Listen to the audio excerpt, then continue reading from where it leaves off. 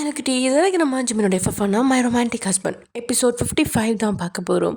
So it's must imagine self. Okay, வாங்க நம்ம வீடியோக்குள்ளே போகலாம். லாஸ்ட்டாக எதிரும் முடிச்சிருந்தோம் அப்படின்னா ஜேகே சாராவை இன்சல்ட் பண்ணுற மாதிரி பேசிட்டு போக கடைசியில் தான் நினச்சது ஓரளவுக்கு நடந்துருச்சு அப்படின்னு கீதா உதட்டில் ஒரு வன்ம புன்னகை. இப்படி ஏதாவது நடக்கணும் அப்படின்னு தான் இத்தனை நேரமும் அவன் நடிச்சிட்டு இருந்தது. அது சரியாக நிறைவேறிடா. தான் கண்களை கசக்கிக்கிட்டே அவள் அந்த இடத்த விட்டு ஓடிட்டா. ஆனால் இங்கே சாரா தான் இப்போ பேசிட்டு போனது ஜேகே தானா அப்படிங்கிற ரீதியில் அப்படியே அந்த இடத்துலையே ஆணி அடித்த மாதிரி நின்றுட்டா. அதே சமயம் இங்கே பால்கனியில் நிலவை வரிச்சு வரிச்சு பார்த்துட்டு இருந்த சுகா பக்கத்தில் போன தேவா, இங்கே என்ன பண்ணிட்டு இருக்கீங்க? டின்னர் ரெடி, சாப்பிட்லாமா? அதுக்குள்ளே என்ன அவசரம்? என்ன அவசரமா? மணி 10 சுகா. சாப்பிட்ற வேலையை மட்டும்தான் நான் இப்போ பார்த்துட்ருக்கேன் இல்லையா லக்ஷ்மி? என்ன பேசுகிறீங்க நீங்கள்? உண்மையை தானே சொல்கிறேன். என்னை வேலையை விட்டு தூக்கி 1 மாதம் ஆச்சு. இந்த 1 மாதமும் நான் எந்த கம்பெனிக்கும் வேலை கேட்டு போனாலும் எல்லாமே சொல்லி வச்ச மாதிரி என்னை ரிஜெக்ட் பண்ணுறாங்க. என்னை சுற்றி என்ன நடக்குதுன்னு எனக்கு புரிய மாட்டேங்குது லக்ஷ்மி. ஆனால் எனக்கு எல்லாமே புரிஞ்சிருச்சு. என்ன உனக்கு புரிஞ்சிருச்சு? ஆமாம், உங்களை திடீர்னு கம்பெனியிலேருந்து எப்படி தூக்குனாங்க? எம்டி மாறினால தானே? ஆமாம், உங்கள் கம்பெனியை வாங்கினது வேறு யாரும் இல்லை, உங்கள் முன்னாள் காதலி சுகன்யாவோட ஹஸ்பண்ட் தான் அப்படின்னதும் அதை கேட்ட சுகாவுக்கு அவ்வளோ அதிர்ச்சியாக இருக்குது. ஆமாம், எனக்கு தெரிஞ்சு நீங்கள் ஸ்டெப் எடுக்கிறதுக்கு முன்னாடி அவள் ஸ்டெப் எடுத்துட்டான்னு நினைக்கிறேன். நீங்கள் அன்னைக்கே அவகிட்ட என்ன சொல்லிட்டு வந்தீங்கன்னு எனக்கு தெரியல. அதனால தான் அவள் வேறு மாதிரி யோசிச்சு உங்களை அவள் ஹஸ்பண்ட் கிட்ட ஏதோ தப்பாக சொல்லியிருக்கான்னு நினைக்கிறேன். அவள் ஹஸ்பண்ட் பெரிய ஆள், ப்ளஸ் அந்தாலும் உங்களோட லைனில் இருக்கிறதுனால நீங்கள் போகிற கம்பெனிலெல்லாம் உங்களை வேலைக்கு எடுத்துக்க கூடாதுன்னு சொல்லி வச்சுருக்காராம். இது எப்படி உனக்கு தெரியும்? என்னோடய ஃப்ரெண்டு டிடெக்டிவாக இருக்கார், அவர் மூலியமாக தான் இந்த டீட்டெயில்ஸ் எல்லாம் கலெக்ட் பண்ணேன். ஏன் லக்ஷ்மி, நான் என்ன தப்பு பண்ணேன்? என்னை எதுக்கு இந்த சுகன்யன் டார்ச்சர் பண்ணிகிட்ருக்கா? நீங்கள் பயந்து பயந்து ஓடினா இப்படி தான் அவள் டார்ச்சர் பண்ணுவாள். ஒரு தடவை அதை திருப்பி அடிக்கணும், அப்போ தான் இந்த மாதிரி ஆளுங்கள்லாம் அடங்குவாங்க சுகா. நானும் அப்படி தான் நினச்சேன். ஆனால் உன் கூட எனக்கு நிம்மதியான வாழ்க்கை கிடச்சிருக்கு. அதை தேவையில்லாமல் ஏதாவது ப்ராப்ளம் க்ரியேட் பண்ணி நானே அழிச்சிக்க விரும்பலை. அவள் பண்ணுறதுக்கு கடவுள் அவளுக்கு தண்டனை கொடுக்கணும்னு விட்டுட்டேன். நானும் நம்ம பிளான் பண்ணபடி அவளை அவளோட ஹஸ்பண்ட் கிட்ட மாட்டி விட தானே பார்த்தோம். ஆனால் அவள் இப்படி எனக்கு குடைச்சல் கொடுப்பான்னு நான் கொஞ்சம் கூட நினச்சி பார்க்கல. சுகா அப்படின்னு அவன் தோள் மேலே கை வச்சவ இப்போவும் கெட்டு போகல. என்னோட தம்பிக்கிட்ட சொன்னால் எல்லா பிரச்சனையும் சால்வ் ஆகிடும். அவனும் திரும்பி லக்ஷ்மியை பாவமாக பார்க்க, நீங்கள் எதுக்கு இப்படி பார்க்குறீங்க? உங்கள் வீட்டில் எல்லாருக்கும் சுகன்யா விஷயம் தெரியணும்னு நினைக்கிறியா லக்ஷ்மி? இல்லை சுகா, அது எப்படி தெரியும்? ராகவோட அக்கா நீயே இந்தளவு டிடெக்டிவ் வச்சு பார்க்கும்போது எனக்கு வேலை போயிடுச்சுன்னு சொன்னால் ராகவ் அதை பற்றி யோசிக்க மாட்டானா? அதெல்லாம் யோசிக்க மாட்டான் சுகா, நீங்கள் ரொம்ப திங்க் பண்ணுறீங்க. வேணாம், அந்த பேச்சை விடு லக்ஷ்மி. என்னங்க, நம்ம வேணா இப்படி பேசி பார்ப்போமா? எப்படி? ஒரு பிஸ்னஸ் ஸ்டார்ட் பண்ண போகிறோம், அதுக்கான இன்வெஸ்ட்மெண்ட் மட்டும் கடனாக தம்பிக்கிட்ட வாங்கிக்கலாமே. என்ன பிச்சை எடுக்க சொல்கிறியா லக்ஷ்மி? சுகா, எதுக்கு இப்படி ஓவராக பேசுகிறீங்க? என் தம்பிக்கிட்ட காசு வாங்குறது உங்களுக்கு அவ்வளோ கௌரவ குறைச்சலாக இருக்கா? கண்டிப்பாக உன்னை நல்லா பார்த்துப்பேன்னு சொல்லி தான் கல்யாணம் பண்ணி கூட்டிகிட்டு வந்திருக்கேன். அப்படி இருக்கும்போது எதுக்குமே நான் உங்கள் வீட்டை நம்பி இருக்கக்கூடாது. சுகா, என் வீட்டை நம்பி நீங்கள் இருக்க வேணாம். ஜஸ்ட் இது ஒரு ஹெல்ப் தானே. எனக்கு எதையாவது செஞ்சுட்டு அதை சபையில் சொல்லி காட்டிட்டா அது அவ்வளோ கஷ்டமாயிடும் லக்ஷ்மி. இப்போ உன் தம்பி உனக்காக கண்டிப்பாக ஹெல்ப் பண்ணுவான் தான், செய்ய மாட்டான்னு நான் சொல்லலை. ஆனால் எல்லாரும் கூடி இருக்கிறப்ப சும்மா பேச்சு வாக்கில் என்னால் தான் இவர் பெரிய ஆளாக ஆகிட்டாருன்னு ஒரு வார்த்தை வந்துட்டா போதும், அந்த வார்த்தையெல்லாம் என்னால் சுத்தமாக தாங்கிக்க முடியாது. வேறு என்ன தாங்க பண்ணுறது? யோசிக்கலாம். உனக்கு கஷ்டமாக இருந்துச்சுன்னா நீ வேணும்னா உங்கள் அம்மா வீட்டில் இருக்கியா அப்படின்னு சொன்னதும் அவ்வளோ இப்போது சுகாவை முறைச்சி பார்க்க, அதுக்கு சொல்லலை, நானும் ப்ரெஷர் ஆகிட்டுருக்கேன், என்னை பார்த்து நீயும் ப்ரெஷர் ஆகக்கூடாது இல்லையா, அதுக்காக தான் சொன்னேன். போதும் போதுன்ற அளவுக்கு எங்கள் அம்மா வீட்டில் இருந்தாச்சு. இதுக்கப்புறமும் நான் அங்கே போய் இருக்க எனக்கு இஷ்டம் இல்லை. உங்களுக்கு நான் இங்கே இருக்கிறது கஷ்டமாக இருந்துச்சுன்னா சொல்லுங்கள், நான் வேறு எங்கேயாவது போயிடுறேன் அப்படின்னு லக்ஷ்மி சொல்ல, அவளோட கையை பிடிச்சி இழுத்து அவள் இடையே வளைச்சவன், எங்கடி போவ அப்படின்னு கேட்க, எங்கேயோ போகிறேன், உங்களுக்கு என்ன அப்படின்னு எங்கேயோ பார்த்து அவள் பதில் சொல்ல, என்னை விட்டு போயிடுவியா லக்ஷ்மி அப்படின்னு கேட்டபடியே அவள் 2 கண்ணத்தையும் தன்னோட 2 கைகளையும் தாங்கினவன் அவளோட கண்ணை ஆழ்ந்து பார்த்து கேட்க, அவள் பதில் எதுவுமே சொல்லாமல் இருக்கிறத பார்த்துவன், சொல்லு லக்ஷ்மி. நான் எங்கே போவேன்? ஆனால் நீங்கள் இப்படி பேசி என்ன ரொம்ப கஷ்டப்படுத்துறீங்க. சாரி லக்ஷ்மி, இனிமேல் நான் உங்ககிட்ட அப்படி பேச மாட்டேன். நாளைக்கு ஹாஸ்பிட்டல் போயிட்டு வருவோம்மா சுகா அப்படின்னு சொன்னோடனே சுகா பதறினபடியே, என்னாச்சு லக்ஷ்மி, ஏதாவது உடம்பு முடியலையா? இல்லை இல்லை, நார்மல் செக்கப் தான். நார்மல் செக்கப்பா அப்படின்னா? என்னங்க, அது எனக்கு முன்னாடி இர்ரெகுலர் பீரியட்ஸ் இருந்துச்சு. அப்போதைக்கு டாக்டர் கன்சல்ட் பண்ணி டேப்லெட் போட்டுட்ருக்கேன். அதுக்கப்புறம் நார்மல் ஆயிடுச்சு. இப்போ திரும்பவும் அப்படி ஸ்டார்ட் ஆகுதுன்னு நினைக்கிறேன். அதனால தான் ஒரு எட்டு போய் பார்த்துட்டு வந்துருவோமா? இதெல்லாம் முன்னாடி நீ என்கிட்ட சொல்ல வேண்டாமா? நாளைக்கு ரெடியா இரு லக்ஷ்மி, போயிட்டு வருவோம். சரி, இப்போ நீங்கள் சாப்பிட வருவீங்களா மாட்டீங்களா? வரேன். ஆனா நீ தான் எனக்கு ஊட்டி விடணும். நீங்கள் என்ன சின்ன பாப்பாவா? ஏன் சின்ன பாப்பாவுக்கு தான் ஊட்டி விடுவியா? ஆமாம். ஆனால் நீங்கள் எனக்கு சின்ன பாப்பா தான், வாங்க அப்படின்னு அவன் கண்ணத்தை பிடிச்சி கிள்னவா அவனை கூட்டிகிட்டு டைனிங் டேபிளுக்கு உட்கார வச்சு விருப்பப்படி அவனுக்கு ஊட்டி விட. அத்தனை கஷ்டத்துலேயும் இது மாதிரி சின்ன சின்ன விஷயங்கள் அவனுக்கு ஆறுதலாக இருக்குது. அவன் சாப்பிட்டு முடிச்சதும் "ஆ, அப்புறம் இன்னொரு விஷயமும் சொல்லணும். ஆனால் இதை இந்த நேரத்தில் சொல்கிறது சரியா தப்பான்னு எனக்கு தெரியல." சொல்லு லக்ஷ்மி, நீ இப்படி தயங்குறது தான் எனக்கு கஷ்டமாக இருக்குது. சரி, ஆ, ஜிமினும் வயனும் திரும்பவும் ஒரே வீட்டில் இருக்காங்க, உங்களுக்கு தெரியும் தானே? ஆமாம், நீ தானே எனக்கு சொன்ன. ஆமாம், அவங்க ஒன்றா சேர்ந்ததுக்கப்புறம் வீட்டில் இருந்து யாருமே போய் பார்க்கவே இல்லை. அவங்களும் வந்து பார்க்கல இல்லையா? ஆமாம், ஆனால் நம்ம அப்படி இருக்க முடியாது சுகா. என்ன சொல்கிற? எனக்கு தெரிஞ்சு இந்த மாதம் வயனுக்கு 5வது மாதம். அதனால் என்ன? இது நாத்தனார் வளகாப்பு போடுற மாதம் அப்படின்னு சொல்லுவாங்க. அதனால் இந்த மாதத்தில் ஒரு நல்ல நாளாக பார்த்து நம்ம போய் வளையல் பூ பழம்லாம் வச்சு சீர்தட்டு வச்சு மருந்து கொடுக்கணும். அப்படியே வளையல் போட்டுட்டு வரணும். ரொம்ப சிம்பிளாக கூட பண்ணலாம் சுகா. எதுக்கு சிம்பிளாக பண்ணும்? நான் இப்போ வேலைக்கு தான் போகல, ஆனால் என்கிட்ட காசு இருக்குது சரியா? அது எனக்கு தெரியும். நம்ம அதை வச்சு ஏதாவது பிஸ்னஸ் பண்ணலான்னு தானே யோசிச்சுட்டு இருக்கோம். பிஸ்னஸ் பண்ணுறதுக்கு இது மட்டும் போதாது. ப்ளஸ் பிஸ்னஸ் பண்ணுறதுக்கு எனக்கு இன்வெஸ்ட்மெண்ட்டும் வேணும். அதை மைண்டில் வச்சுக்கோ லக்ஷ்மி. நானே ரொம்ப குழப்பத்தில் இருக்கேன். இப்போ நீ சொன்ன விஷயம் எல்லாம் கேட்டு எனக்கு அதிர்ச்சி மேலே அதிர்ச்சி தான். இதுக்கெல்லாம் கண்டிப்பாக ஒரு வழி கிடைக்கும். ஏதாவது யோசிச்சதுக்கப்புறம் நான் என்ன ஆகணும்னு உங்ககிட்ட வந்து கண்டிப்பாக சொல்லுவேன். உங்ககிட்ட சொல்லாமல் வேறு யார்கிட்ட சொல்ல போகிறேன் சொல்லு? நாளைக்கு ஹாஸ்பிட்டல் போவோம். அதுக்கப்புறம் நீ சொன்ன மாதிரி ஒரு நல்ல நாளாக பார்த்து ஒயன் வீட்டுக்கு போய் வளகாப்பு போட்டுட்டு வருவோம் அப்படின்னு சொல்லி இப்போது சுகா லக்ஷ்மிக்கு ஊட்ட ஆரம்பிச்சிட்டா. அதே மாதிரி இங்கே அம்மா, என் கூட படிக்கிற எல்லாருமே போகிறாங்கம்மா, நான் மட்டும் போகலைன்னா எப்படி? உன்னை படிக்க வைக்கிறதே பெருசு, இதில் தேவையில்லாமல் ஆசையை வளர்த்துட்டு வந்து என் முன்னாடி நிற்காதராச்சு. ஜேஹோப்போ உன்ன மாதிரி தானே படிக்கிறான். அவனும் காலேஜ் தான் படிக்கிறான். உன்ன மாதிரி இப்படி வந்து எல்லாத்துக்கும் அடம் பிடிச்சிட்டு இருக்கானா? குடும்ப சூழ்நிலை புரிஞ்சு நடந்துக்கிறானா இல்லையா? அம்மா, அண்ணா கிட்ட கேளுமா, அண்ணா கண்டிப்பாக ஓகே தான் சொல்லுவார். ஏண்டி, உங்களுக்கு செய்ய வேண்டியதெல்லாம் கரெக்டாக தானே செஞ்சிட்டு இருக்கான். அவனுக்குன்னு ஒரு குடும்பம் வந்துருச்சு, அதையும் அவன் பார்க்கணும் இல்லையா? சும்மா தொட்டு தொணக்குன்னு அவனையே தொங்கிட்டு இருக்கீங்க. பாவம் என் பிள்ளை. அதை விட உன் அன்னிக்கறி தான் பாவம். உனக்காக எத்தனை தியாகத்தை பண்ணிட்டு இருக்கான்னு தெரியுமா? இது எதுவுமே தெரியாமல் சும்மா அங்கே போகிறேன் இங்கே போகிறேன்னு வந்து நிற்கிறது.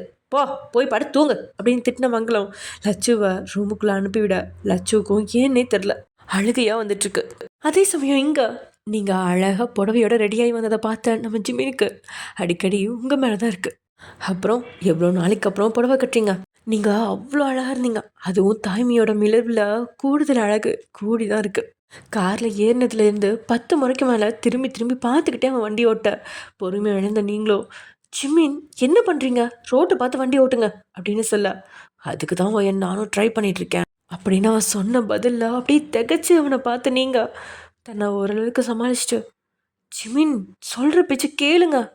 என்னடி கேட்கணும் அப்படின்னு அவன் மல்லுக்கு நிற்க, இப்படி திரும்பி திரும்பி பார்த்துட்டு இருந்தா என்னதான் பண்ணுறது? ஏண்டி, ஒரு புருஷன் பொண்டாட்டியை பார்க்கக்கூடாதா என்ன? நீ ரொம்ப தான் பண்ணுற. நான் ரொம்ப பண்ணுறேனா? சரிதான். சரி, ஓகே, நீங்கள் அப்படியே பார்த்துட்ருங்க. எப்போ ஹோட்டலுக்கு போகிறீங்களோ அப்போ என்னை எழுப்பி விடுங்க. நான் அது வரைக்கும் தூங்குறேன். சீக்கிரம் போயிட்டு வந்து தூங்கலான்னு பார்த்தேன். நீங்கள் போகிற ஆமாம் வேகத்துக்கு இன்னைக்கு தூங்குறதுக்கு சான்ஸே இல்லை போல். ஒயன், நீ என்ன தனியாக இருக்கேன்னு உனக்கு நினப்பா? உங்கள் வயிற்றுக்குள்ளே பாரு, என்னோட மினி வெர்ஷன் ரெடி ஆகிட்டுருக்கு. அதே தான் நானும் சொல்கிறேன். உங்கள் மினி வெர்ஷன் உள்ளே இருக்குது. கொஞ்சம் சீக்கிரம் போங்க, அதுக்கும் ரொம்ப பசிக்கும் தானே. ஏன்னா அப்படின்னு வெளிச்சவன் இப்போது ஓரளவுக்கு வேகத்தை எடுத்திருக்கான். இவ்வளோ நேரம் வாயாடிட்டு இருந்தவன் அவன் குழந்தைக்கு பசிக்குதுன்னு சொன்னோடனே எப்படி போகிறான் அப்படின்னு நீங்களும் அவனை விழுங்குற மாதிரி பார்க்குறீங்க. கல்யாணமான புதுசில் இருந்த ஜிமின் இவன் கிடையாது. டோட்டலாக மாறி இருந்தான் உருவத்தில். அதுவும் கூடுதல் ஹேண்ட்ஸமாக தான் இருக்கான். நான் இவர் பக்கத்தில் இல்லைன்னு அவருக்கு கவலையே இல்லை போல அப்படின்னு புழம்பிக்கிட்டு இருந்த நீங்கள் அவனோட புது ஹேர் ஸ்டைலையும் அவன் தாடி மீசையும் ட்ரிம் செஞ்சு அழகாக வச்சுருக்கிறதையும் தான் கண்ணிமிக்கமாக பார்த்துட்ருக்கீங்க. ஆமாம், ஜிமின் இந்த கொஞ்ச நாளாக நீங்கள் இல்லாதனால தாடியும் மீசையும் வளர்த்து வச்சுருக்கான். அதுவும் ரொம்ப மோசமாக இருந்துச்சு. நீங்கள் வந்த அடுத்த நாளே கொஞ்சம் புதுசாக ட்ரை பண்ணி இப்போ பார்க்க தாடியும் மீசையோட அழகாக இருக்கான். ஒரு ஆண் அழகனா அப்படியே கொஞ்சம் கொஞ்சமாக கீழே இறங்க ஜிமினோட நெஞ்சை பார்த்தவங்களுக்கு முகம் குங்குமமாக செவந்து போயிடுச்சு. அந்த இடம் உங்களை ஏதோ செய்ய உங்களை அறியாமல் அவன் பக்கத்தில் நெருங்கி உட்கார்றீங்க. நீங்கள் ஜிமின் பக்கத்தில் நெருங்கினதுமே உங்கள் பக்கம் திரும்பாமலே அவன் உங்களோட இடையை வளைச்சு மெதுவாக உங்களை தான் பக்கம் இழுக்க நீங்களும் அவனோட கையை தட்டி விட்டுங்க. ஜிமின், இப்படிலாம் இனி இழுக்கக்கூடாது, வயிற்றுல அழுத்தம் கொடுத்தா பாப்பாவுக்கு வலிக்காதா? ஓ, சாரி சாரி ஒயன் அப்படின்னு தப்பு செஞ்ச குழந்தை மாதிரி அவன் மன்னிப்பு கேட்க அதை உள்ளுக்குள்ளே ரசிச்ச நீங்கள். பரவாயில்ல ஜிமின். ம், என்னாச்சுடி உனக்கு? என்ன? என்ன சைட் அடிக்க வேணான்னு சொல்லிட்டு மேடம் ரொம்ப நேரமாக என்ன சைட் அடிச்சுட்டு வர மாதிரி இருக்கே அப்படின்னு சொன்னதும் அதில் ஒரு நொடி தடுமாறினவா, ஏன்னா நான் சைட் அடிக்கிறேனா? யார? அப்படின்னு அவளோட பார்வை இப்போது ரோட்டில் பதியுது. வேற யாரா? இப்படி ஹேண்ட்ஸமாக உன் பக்கத்தில் ஒரு பையன் உட்காந்துருக்கும்போது என் பொண்டாட்டி வேற யாரை சைட் அடிப்பா? ம், ரொம்ப ஆசை தான் உங்களுக்கு அப்படின்னு சொன்னவும் அழகாக தன்னோட தெத்துப்பல் தெரிய சிரிச்சுவேன். உங்கள் காது பக்கத்தில் குனிஞ்சு ரொம்ப ஆசைடி அப்படின்னு சொல்லி நீங்கள் எதிர்பார்க்காத நேரத்தில் உங்களோட கன்னத்தில் கிஸ் பண்ணிட்டு விலக ஜிம்மின் அப்படின்னு சிங்கின நீங்கள் அவன் தோள் மேலே சாஞ்சுக்கிட்டீங்க. அவனும் உங்களை அணைச்சி பிடிச்சபடியே வண்டி ஓட்டி ஹோட்டல் பக்கத்தில் கொண்டு வந்து நிற்க அப்போது சாயம் போன பாவாடை தாவணி போட்டிருந்த ஒரு சின்ன பொண்ணுக்கிட்ட அங்கேருந்து ஒருத்தன் சத்தமாக பேசிகிட்டு இருக்கா. அந்த பொண்ணு பாவம்னபடி, சார் ப்ளீஸ் சார், இந்த ஒரு தடவை மட்டும் மன்னிச்சிடுங்க, இனிமேல் இப்படி பண்ண மாட்டேன். ஏம்மா போறியா இல்லையா? உனக்கு இதே வேலையாக போச்சு, எத்தனை தடவை தான் ஓனரும் மன்னிப்பாரு? சார், எனக்கு இந்த வேலையை விட்டால் வேறு வேலையே தெரியாது சார். அப்பாவுக்கு வேறு உடம்பு முடியல, நீங்கள் கொடுக்குற சம்பளத்தை தான் சார் மருந்து வாங்கி கொடுக்கணும். ப்ளீஸ் சார், இனிமேல் கவனமாக வேலை செய்கிறேன் சார் அப்படின்னு அந்த பொண்ணு மன்றாடிட்டுருக்க. எதிரில் இருந்தவனும் அவளை எரிச்சலோட பார்த்து கடுமையான வார்த்தைகளை பேசிகிட்டு இருக்கான். அந்த பொண்ணை பார்க்க உங்களுக்கு அவ்வளோ கஷ்டமாக இருந்துச்சு. ஜிமினும் அந்த நிகழ்வை பார்த்தான் தான், ஆனால் அவ்வளோவா ரியாக்ட் பண்ணல. அது மாதிரி எத்தனையோ நிகழ்வுகளை அவன் பார்த்துருக்கான். அதனால் அவன் ஈஸியாக அதை கடந்துட்டுருக்க. ஏனோ உங்களால் அப்படி முடியல. போகலாமா அப்படின்னு அவன் கேட்க, ஜிமின் அங்கே போகலாமா அப்படின்னு அந்த பொண்ணு நிற்கிற இடத்த காட்டி நீங்கள் கேட்டதும் உங்களை முறைச்சவன், பசிக்குது முதல்ல உள்ளவா அப்படின்னு உங்களை கூட்டிகிட்டு போயிட்டான். நீங்களும் அந்த பொண்ணை திரும்பி திரும்பி பார்த்தபடி தான் போகிறீங்க. ஜிமினியும் முறைச்சு, என்ன அவசரம் உங்களுக்கு? அது சரி, நீ தானே சொன்ன ரொம்ப பசிக்குதுன்னு, இப்போ என்ன அவசரம்னு கேட்குறா? இல்லை, அந்த பொண்ணை பார்க்க பாவமாக இருந்துச்சு. என்ன பண்ண முடியும்? இது மாதிரி உலகத்தில் எத்தனையோ பேர் இருக்காங்க. ம், எத்தனையோ பேர் இருக்கலாம். ஆனால் நம்ம கண்ணு முன்னாடி இப்படி நடக்கும்போது அவங்களுக்கு சின்ன ஹெல்ப்பாவது பண்ணும் இல்லையா? ஒயன், அந்த டாப்பிக்கை விடு. அந்த பொண்ணு தனியாக வந்து ஹெல்ப் கேட்டால் கண்டிப்பாக பண்ணியிருப்பேன். ஆனால் அங்கே பிரச்சனை போயிட்டு இருந்துச்சு, அதில் போய் நியாயம் பேசுகிறதுக்கு எனக்கு டைம் இல்லை அப்படின்னு சொன்னவன் அந்த பேச்சிலேருந்து ஓரளவு வெளியே கொண்டு வந்தவன். உங்களுக்கு சாப்பாடு ஆர்டர் பண்ணேன், அதுக்கப்புறம் 2 பேரும் பேசினபடி அந்த சாப்பாடை சாப்பிட்டு முடிச்சுட்டு வேகமாக வெளியே வர இப்போது மறுபடியும் உங்களோட கண்கள் அந்த பொண்ணு இருந்த இடத்த பார்க்குது. ஆனால் அந்த பொண்ணு அங்கே இல்லை. ஏன்னா அந்த பொண்ணுக்கு ஏதாவது உதவி பண்ணியிருக்கலாமோ அப்படின்னு உங்களோட மனசு தவிக்குது. இது உங்களுக்குள்ளே எப்பயுமே தோன்ற ஒரு இரக்க உணர்வு தான். யாராவது அது மாதிரி கண்ணில் பட்டுட்டா நீங்கள் தானாகவே போய் உதவி செய்வீங்க. ஜிமினுக்கும் உதவி செய்யக்கூடாது அப்படிங்கிறதெல்லாம் கிடையாது. ஆனால் தேவையில்லாமல் எதுலேயும் மாட்டிக்க அவனுக்கு விருப்பம் இல்லை. அந்த பொண்ணு அமைதியாக நின்று உதவி அப்படின்னு கேட்டிருந்தா அவன் தாராளமாக செஞ்சுருப்பான். ஏற்கனவே அந்த பொண்ணு திட்டு வாங்கிக்கிட்டு இருக்கிறதால என்ன தப்பு செஞ்சுருப்பா அப்படிங்கிற ரீதியில் தான் அவனோட யோசனை இருந்துச்சு, ஒரு பிஸ்னஸ் மேனாக. ஆனால் என்ன ஆச்சரியம் அப்படிங்கிறது மாதிரி பார்க்கிங் ஏரியாவிலேருந்து அவங்க வெளியே வந்து வண்டியை ஸ்டார்ட் செய்யும்போது அந்த ஹோட்டல் கேட்டு தாண்டி கொஞ்சம் வெளியே பரிதாபமான நிலையில் அந்த பொண்ணு உட்காந்துட்ருக்கா. அதை பார்த்து உங்களுக்கு தாங்கவே முடியல. வண்டியை நிப்பாட்டுங்க ஜிமின் அப்படின்னு இப்போது சத்தமாகவே சொன்ன நீங்கள் வண்டியிலேருந்து இறங்க போக இவனும் வண்டியை நிறுத்தி இவன் என்ன செய்கிறா அப்படிங்கிற மாதிரி பார்த்துட்ருக்கான். இப்போது நீங்களும் கார்லேருந்து இறங்கி அந்த பொண்ணுக்கிட்ட பேச போக இவ திருந்த மாட்டான் அப்படின்னு நினச்சபடியே உங்களை தனியாக விட மனசு இல்லாமல் அவனும் உங்கள் பக்கத்தில் வந்து நிற்கிறான். இந்த சின்ன பொண்ணும் ஒரு ஆடம்பரமான கார்லேருந்து இறங்கி வந்து ஒரு பொண்ணு பேசவும் அவள் பதட்டமாக திருன்னு முழிச்சபடியே உங்களை பார்க்க நீங்களும் புன்னகையோட, நான் உன்னை எதுவும் பண்ண மாட்டேன், பயப்படாத அப்படின்னு சொன்னபடி, உன் பேர் என்ன அப்படின்னு கேட்க அந்த பொண்ணும் பதில் சொல்லாமல் பயத்துடனே நிற்கா. நான் தான் சொல்கிறேன்ல உன்னை எதுவும் பண்ண மாட்டேன்னு, உன் பேரை சொல்லு. மோனிஷா அப்படின்னு அந்த பொண்ணு தயங்கியபடியே சொல்ல, ம், உன் பேர் அழகாக இருக்கு, என் பேர் என்ன தெரியுமா?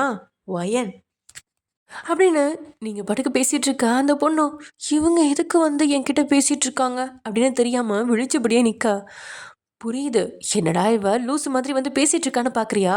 ஒன்றும் இல்லை, கொஞ்ச நேரத்துக்கு முன்னாடி ஒருத்தர் உங்ககிட்ட பேசிகிட்டு இருந்தார்ல, அதை நான் பார்த்தேன். என்ன பிரச்சனைன்னு கேட்க விரும்பல, உனக்கு ஏதாவது ஹெல்ப் வேணுமா அப்படின்னு கேட்டபடியே நீங்கள் உங்களோட வாலெட்டை ஓப்பன் பண்ண போக அந்த பொண்ணும், எனக்கு ஒரு வேலை வேணும் அக்கா, உங்களால் வாங்கி தர முடியுமா அப்படின்னதும் வாலெட் உள்ள கையை விட்டு நீங்கள் நிமிர்ந்து அந்த பொண்ணை பார்க்குறீங்க. ஆமாக்கா, இப்போ நான் வேலைக்கு போனால் மட்டும்தான் எங்கள் அப்பாவை என்னால் காப்பாற்ற முடியும். அப்பாவுக்கு டிபி கொஞ்சம் முத்திருச்சு. முன்னாடியே ட்ரீட்மெண்ட் பார்த்துருக்கலாம், பார்க்காம விட்டுட்டாங்க. அம்மாவும் இல்லை, நான் மட்டும்தான். படிச்சிருக்கியா? ஸ்கூல் வர படிச்சிருக்கேன்க்கா. காலேஜ் படிக்க முடியல, எனக்கு வேலை மட்டும் வாங்கி தரீங்களா அப்படின்னு அந்த பொண்ணு கேட்க, பக்கத்தில் இருந்த ஜிமினியும் திரும்பி பார்த்த நீங்கள் என்ன அப்படிங்கிற மாதிரி பார்க்க, நீ தான் ஏதோ முடிவு பண்ணிட்டியே, நீயே சொல்லு அப்படின்னு உங்களோட மனசறிஞ்சு ஜிமினும் சொல்ல, கூட்டிகிட்டு போகலாமா அப்படின்னு கேட்குறீங்க. அந்த பொண்ணோட கதையை கேட்க ஜிமினுக்கும் பாவமாக தான் இருக்குது. அதுக்காக எல்லாம் அவன் சரி அப்படின்னு சொல்லலை, நீங்கள் ரொம்பவே வற்புறுத்தி கேட்டுக்கிட்டதால சரின்னு சொல்லிட்டான். நைட் நேரம் அப்படிங்கிறதால வீட்டுக்கு கூட்டிகிட்டு போகலை. உங்கள் வீட்டு அட்ரஸை மட்டும் சொல்லிட்டு நீங்கள் 2 பேரும் வண்டியில் ஏறி உட்கார, வயன் இப்படி பார்க்குறவங்க எல்லாரையும் நம்பாத அப்படின்னு திரும்பவும் ஆரம்பிக்க, யாரை நம்பணும் யாரை கூடாதுன்னு எனக்கு தெரியும். நீங்கள் பிஸ்னஸ் சர்க்கிளில் இருக்கிறதுனால உங்களுக்கு யாரை பார்த்தாலுமே சந்தேகமாக தான் இருக்குது. ஆனால் அந்த பொண்ணு உண்மையாக கஷ்டப்படுற பொண்ணு. அந்த பொண்ணுக்கு உதவி செஞ்சால் புண்ணியம் தான் வந்து சேரும். அதுக்கப்புறம் உன் இஷ்டம் அப்படின்னு சொன்னவன் அதுக்கப்புறம் அந்த டாப்பிக்காக எடுக்காமல் அதை இதுன்னு பேசினபடியே வண்டி ஓடிட்டுருக்கான். அதே சமயம் இங்கே நான் ஃபோன் பண்ணலனா நீங்களும் ஃபோன் பண்ண மாட்டிங்களா அப்படின்னு ஃபோன் எடுத்த உடனே லட்சு கேட்கா. ஃபோன் பண்ணலான்னு தாண்டி நினச்சேன், ஆனால் ஃபோன் பண்ணால் மட்டும் என்ன நடந்துட போகுது? நீ என்ன என் கூட டூர் வர போறியா? அப்போது டூர் வந்தால் தான் பேசுவீங்க, இல்லைன்னா பேச மாட்டீங்க அப்படித்தானே? அப்படி இல்லை, இப்போதைக்கு எனக்குள்ள ஒரு எதிர்பார்ப்பு இருக்குது. ஆனால் அதுக்கு நீ எப்படியும் ஓகே சொல்ல மாட்ட. ஸோ நான் ஃபோன் பண்ணாலும் என் வாய் வேற சும்மா இருக்காது. வான்னு கூப்பிடுவேன், நீ வர மாட்டேன்னு சொல்லுவேன். அதுக்கப்புறம் திரும்பவும் எனக்கு மனசு கஷ்டமாக இருக்கும். அதனால தான் கால் பண்ணல. சரி, அப்போ நீங்கள் கால் பண்ணாமல் இருந்துக்கோங்க. என்னடி ஃபோன் எடுத்ததும் இப்படி பொரியிற? ஒரு நாள் தானே ஃபோன் பண்ணாமல் இருந்தேன். நானும் இனிமேல் ஃபோன் பண்ணாமல் இருக்கணும், அப்போ தான் உங்களுக்கு தெரியும். இப்போல்லாம் நான் தான் உங்களுக்கு ஃபோன் பண்ணி அடிக்கடி பேசுகிற மாதிரி இருக்குது. ஸ்டார்டிங்கில் சும்மா சும்மா ஃபோன் பண்ணுவீங்க. ஹே, பாய்ஸோட சைக்காலஜி அது தாண்டி. கையில் கிடைக்கிற வரைக்கும் தான் நாயா பையா அலைவோம். அது நமக்கு தான் சொந்தம்னு தெரிஞ்சிருச்சுன்னா அதுக்கப்புறம் கண்டுக்க மாட்டோம். அப்போ என்னை கண்டுக்க மாட்டேன்னு சொல்கிறீங்க இனிமே, அப்படி தானே? ஏய், பாய்ஸ் சைக்காலஜி அப்படி இருக்கும்னு சொன்னேன்டி. ஆனால் நீ இன்னும் என் கைக்கு கிடைக்கலையே. நல்லா தான் பேசுகிறீங்க. பொண்ணு கேடனே ஃபோனை தான் காதுலேருந்து எடுத்துவேன். காது நல்லா தேய்ச்சிட்டு, பா என்னாச்சு இவளுக்கு, எண்ணெயில் போட்ட மிளகா மாதிரி இப்படி புரிஞ்சு தள்ளுறா அப்படின்னு நினச்சவன் அடுத்த நிமிஷம் ஃபோனை கட் பண்ணிட. லட்சுவா ஃபோனை வச்சதும் என்ன செய்யறதுன்னு தெரியாமல் ஒரு நொடி விழிக்க, அடுத்த நொடியே அவன் வீடியோ காலில் கூப்பிட அதை உடனே அட்டன் பண்ணவ.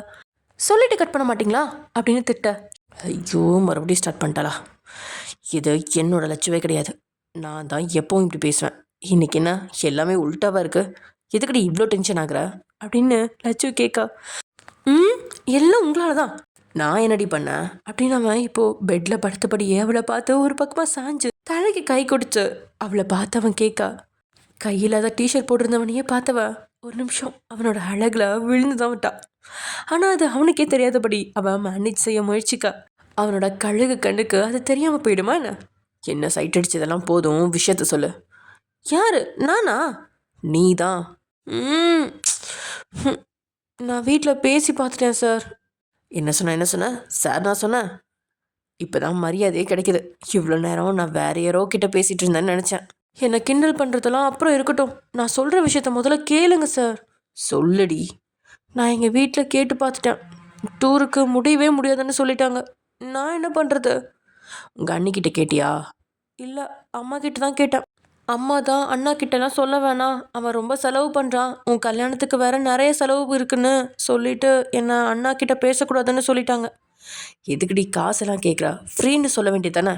என்ன, எங்கள் வீட்டில் யாருமே படிக்காதவங்க நினச்சிட்ருக்கீங்களா? இல்லை எங்கள் அண்ணிக்கிட்ட அப்படி சொன்னால் தான் நம்பிடுவாங்களா? அது தாண்டி பிரச்சனை. இந்த காலேஜில் படித்தவங்க உங்கள் வீட்டில் இருக்கிறது தான் பிரச்சனையே. சரி சரி, ஒன்றும் கவலைப்படாத, நான் பார்த்துக்கிறேன்.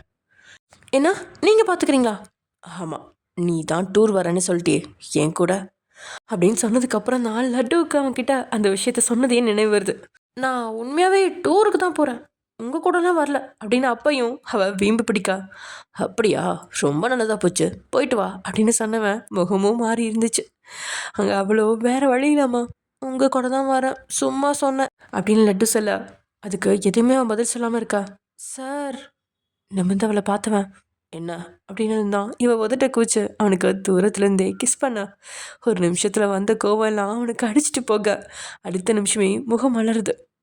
ஏ ராட்சசி, போதும் போதும், இதுக்கு மேலே எதுவும் பண்ணிடாத. அப்புறம் இப்போவே நீ என் பக்கத்தில் வேணும். அன்னைக்கு உனக்கு எவ்வளோ தைரியம்டி, சிவா பக்கத்துலேயே இருக்கான், அவன் முன்னாடி கிஸ் கொடுத்துட்டு போற அப்படின்னு சொல்ல அதை கேட்டு சத்தம் போட்டு சிரிச்சுவ. என்னாச்சு, அவர் பார்த்துட்டாரா? அவன் மட்டும் பார்த்தான், அவ்வளோதான், காலேஜ் முழுக்க டமார் அடிச்சிருவான் அப்படின்னு பேசிக்கிட்டே இருந்தவன் திடீர்னு அமைதியாயிட. லட்சுவும் அமைதியாயிட்டான். லட்டு, ஃபோனை கொஞ்சம் தள்ளி விடி. அவ்வளோ அவன் ஏன் அப்படி கேட்குறான் அப்படின்னு தெரியாமலேயே ஃபோனை தள்ளி வைக்கா. அவனோட முகத்துலேயோ விஷமமான புன்னகை.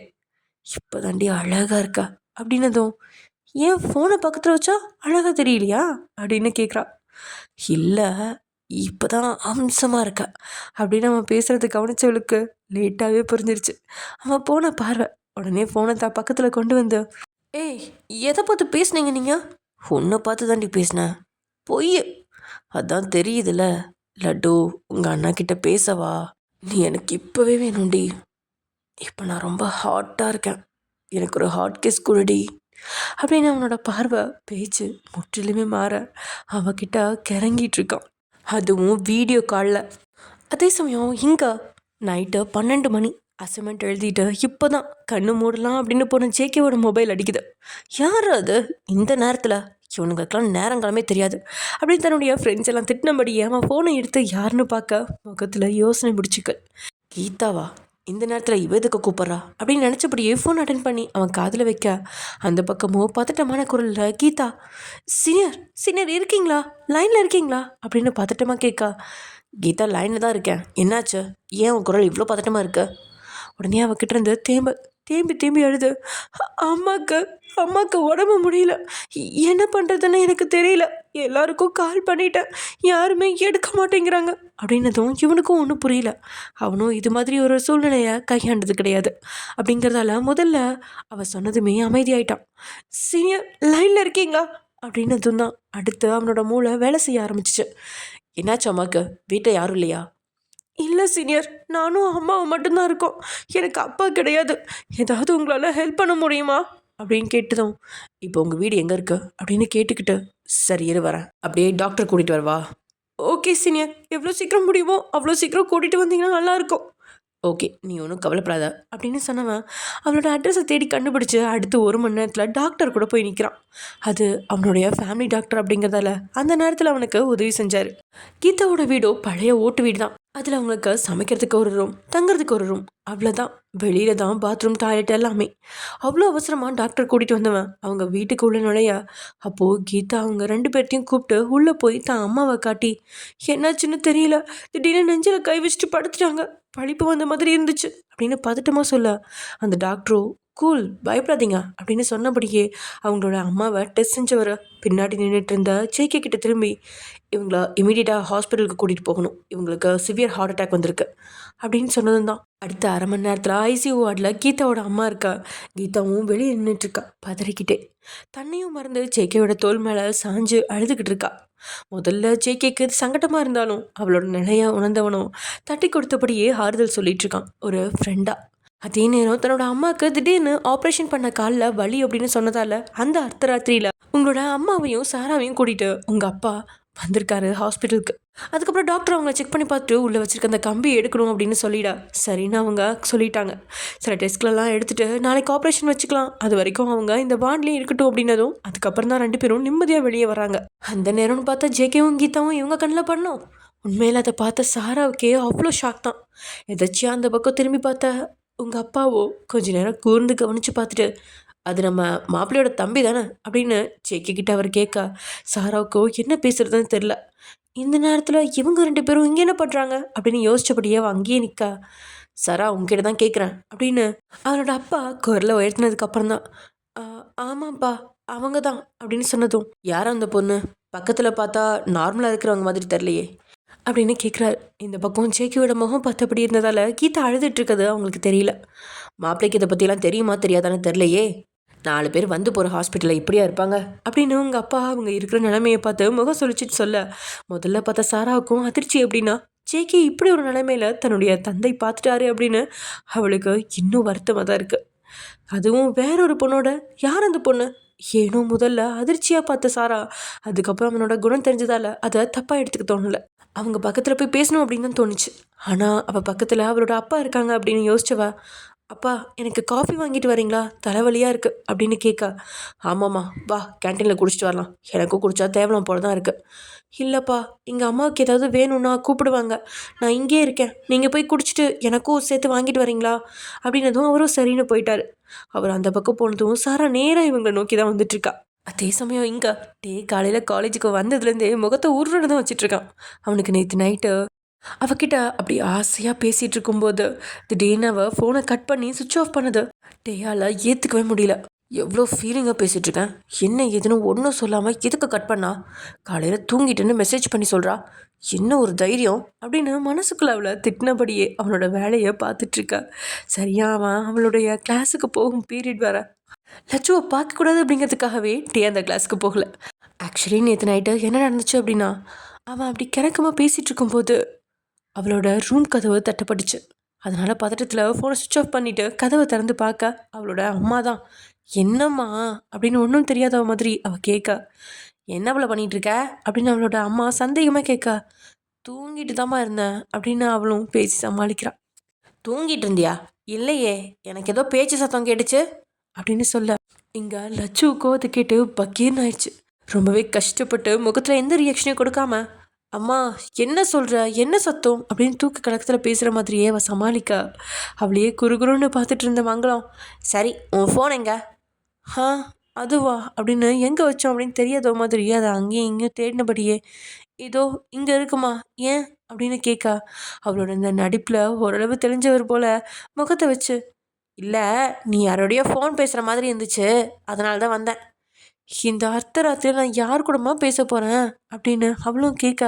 தானே யார் கூட நீ பேச போகிற, நான் ஒரு லூஸு. சரி அங்கே காற்று வரமாட்டேங்குது, நான் இங்கே அவங்க கூடவே படுத்துக்கிறேன் அப்படின்னதும் அவளுக்கும் அடுத்த வார்த்தை என்ன பேசணும் அப்படின்னு தெரியல. ஏதாவது பேசினா மாட்டிக்கும் அப்படின்னு யோசிச்சவ சரி அப்படின்னு மட்டும் தலையாடிட்டு அவள் போய் படுத்துக்க. அவள் பக்கத்தில் அவளோட அம்மாவும் அமைதியாக படுத்துக்கிட்டாங்க. காலையில் எழுந்து பார்க்க நல்ல வேலை அவள் அம்மா பக்கத்தில் இல்லை, ஆனால் கதவு திறந்தபடி தான் இருக்குது. வேகமாக எழுந்து ஃபோனை பார்க்க அது சுவிட்ச் ஆஃப் ஆகியிருக்க. அப்போ தான் அவளுக்கு ஃபோனை சுவிட்ச் ஆஃப் பண்ணது நினைவுக்கு வருது. அவள் அதை ஆன் பண்ணதும் வரிசையாக டேயோடைய கால் மெசேஜ்னு நிறைஞ்சிருக்கு. எல்லாத்துக்கும் பதிலாக நைட்டு தூங்கிட்டேன் சார், காலேஜ் வந்து பேசுகிறேன் அப்படின்னு பதில் மெசேஜ் மட்டும் அனுப்பிட்டு மறுபடியும் ஃபோனை சுவிட்ச் ஆஃப் பண்ணவ அதை சார்ஜில் போட்டுட்டு கிளம்ப ஆரம்பிச்சிட்டா.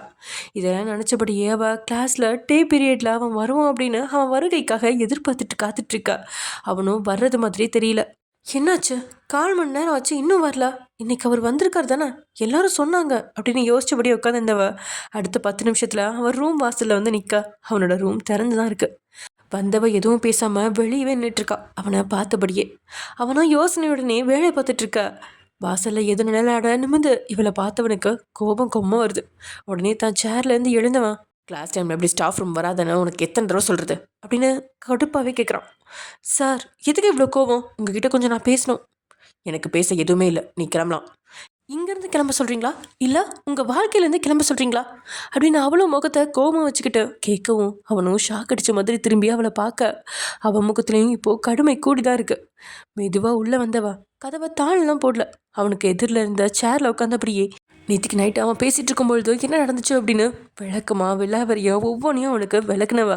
இதுதான் நடந்துச்சு, வேணும்னு உங்ககிட்ட யாரும் பேசாமல் இல்லை, எதிர்பக்கம் இருக்கிறவங்களுக்கும் என்ன பிரச்சனை, ஏன் ஃபோன் கட் பண்ணியிருப்பாங்கன்னு கொஞ்சமாவது யோசிங்க.